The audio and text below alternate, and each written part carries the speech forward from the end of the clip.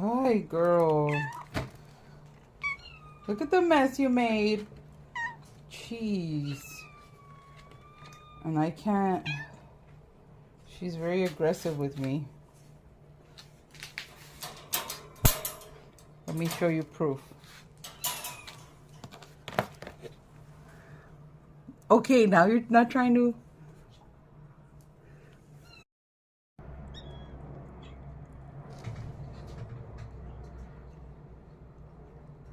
Cutie.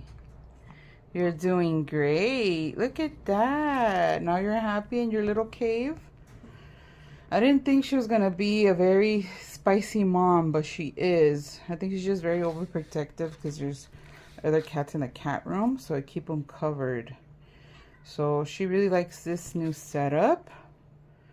Thank you for your food donations. Thank you for your cat litter. We already have her non-ear tip spay covered, which I'm very thankful. Thank you, Lynn, for covering that. And if you're interested in adopting Mama or the kitten or both, please let us know. Email us at southgatecats@gmail.com. Thank you for watching.